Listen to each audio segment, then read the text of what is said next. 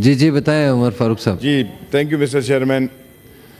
सबसे पहले आज तमाम अपने दोस्तों की बातें सुनकर और जो जीते हैं जो आ रहे हैं सब मायूस कुन नज़र आ रहे हैं और मायूस भी हैं, लेकिन असल बात आज भी कोई नहीं कर रहा। आज भी हम अपने मैंडेट की बात कर रहे हैं, आज भी हम अपने 4 महीने हम पे जो गुजरी है उस चीज़ों की बात कर रहे हैं। ये नहीं कह रहा कोई कि ये कर कौन रहा है, ये हुआ कैसे। नहीं मारे तो हम पहले से हैं मैडम। तो इन चीज़ों की तरफ हमें तवज्जो देनी चाहिए कि आज हमारा निज़ाम किसके हाथों में। आज एक प्रिजाइडिंग अफसर या कोई कमिश्नर वो हमारे साथ इस तरह कर रहे हैं।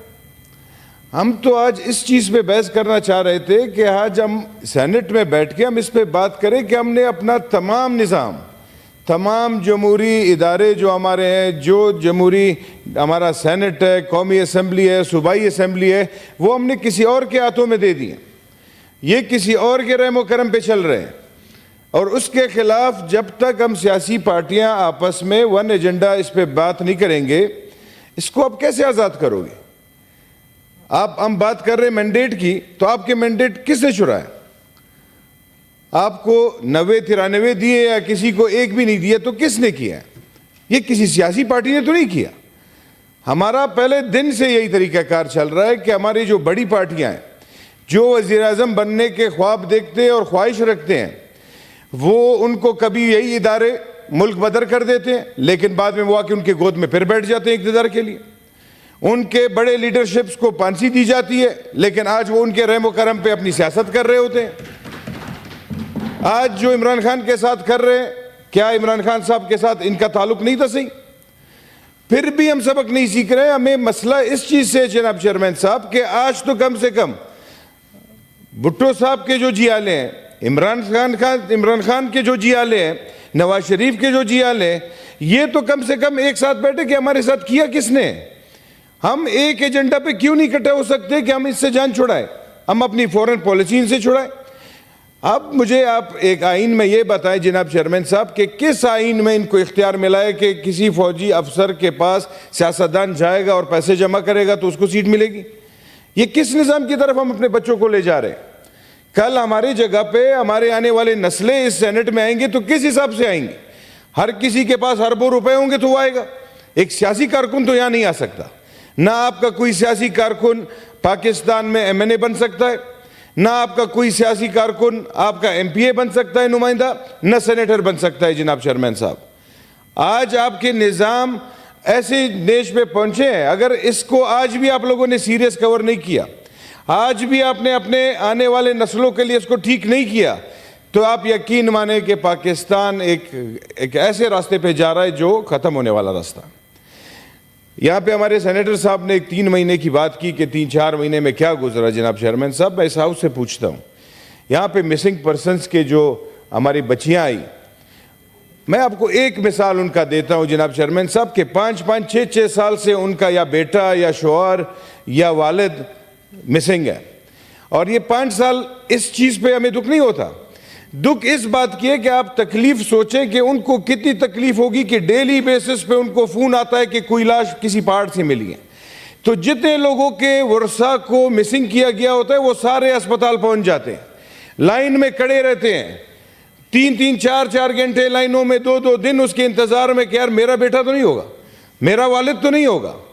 इतने अजियत से हमें गुजारा जाता है, इतने अजियत से बलूचिस्तान जब से पाकिस्तान बना हमें गुजार रही इस अजियत से। इसके लिए किसी ने बात की? इन चीज़ों के लिए बात की किसी ने? आपने मिसिंग पर्सन्स पे आंखें बंद की तो आज आपके मैंडेट्स मिसिंग हुए, कल आप लोगों के बाकी चीज़ें मिसिंग होंगी, कल आपका ये निज़ाम, आपका आइन मिसिंग होगा। जब हमारे बड़े बादशाह खान बाबा जब मुखालिफत करते थे उस पाकिस्तान की, वो इस पाकिस्तान की मुखालिफत नहीं करते थे कि आप पाकिस्तान मत बनाए, ये वाला पाकिस्तान मत बनाए। उसकी ये मौक़िफ़ थी कि ये आज जो ये कायद-ए-आज़म मोहम्मद अली जिन्ना की तस्वीर हमने लगाई है, क्या आज ये उसी कायद-ए-आज़म मोहम्मद अली जिन्ना का निज़ाम है? आज हमारा पाकिस्तान इस निज़ाम से चल रहा है। जिस मकसद के लिए इन्होंने बनाया था उस मकसद के लिए चल रहे हैं। आज आपके एपीएस के जो बच्चों को के कातिल है वो जीएचक्यू से छुड़ाए गए।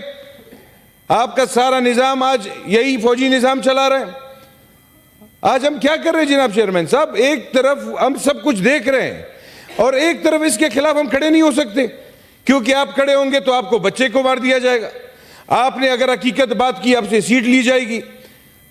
हम कम से कम, हम सारे यहाँ पे मुसलमान ईमानदार लोग हैं, एक दिन आपने पैदा होना है, एक दिन मरना है। ये जब आप सोचेंगे इस हिसाब से आप आएंगे तो आप बात कर सकेंगे। आज भी हम यहाँ रो रहे हैं कि हम इलेक्शन कमीशन के खिलाफ जाएंगे। क्यों भाई इलेक्शन के खिलाफ जाएंगे? इलेक्शन कमीशन ने क्या किया है? जिस इदारे ने ये करवाया उसके खिलाफ क्यों नहीं जाएंगे? जिन इदारों के वॉइस नोट सूबों में निकले हैं पैसे लेते हुए, उनके खिलाफ क्यों नहीं जाएंगे? हमें तो उनके ओरिजिनल नाम नहीं मालूम, जो फेक नाम इन्होंने रखे हैं और बोलियां लगाई हुई 20-20 करोड़ की, उसके खिलाफ क्यों नहीं जाएगा? मुझे तो समझ नहीं आ रहा है जनाब चेयरमैन साहब कि हम किस निजाम को, किस आइन की तरफ जा रहे हैं। यहाँ पे एक पार्लियामेंट लॉजेस से बाहर निकलते हुए पार्क में एक कुछ बन रहा है, तो मैंने पूछा क्या बन रहा है? कहते हैं आइन। मैंने कहा कौन सा आइन? जो हमारे टेबल पे पड़ा होता है वो, या जो इस मुल्क के हकीकी जो चला रहे वो वाला आइन लगाएंगे? एक आइन सेलेक्ट कर ले, हम वहीं पे चले जाएंगे, लेकिन हमें एक आइन की किताब कुछ और दिखाते और पाकिस्तान किसी और तरीके से चला रहे। इन चीजों के खिलाफ हम सियासी पार्टियों को इकट्ठा होना पड़ेगा। इस निजाम को अगर आप इस तरह नहीं बदलोगे तो आपका मैंडेट तो छोड़े, आप अपने साथियों को पैदा नहीं कर सकेंगे। जो बलूचिस्तान के साथ हुआ है वो मिसिंग हर सूबे में आपके पॉलिटिकल लोगों के साथ होगा।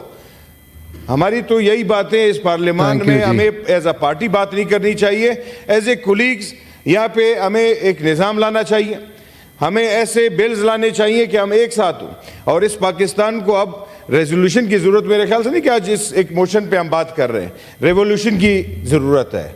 एक रेवोल्यूशन जिस पे हम तमाम पार्टियां मिलकर उसके लिए करें और इस पाकिस्तान को उन लोगों से आज़ाद कराएं, तो तब हमारा पार्लियामानी निज़ाम बेहतर होगा। Thank you.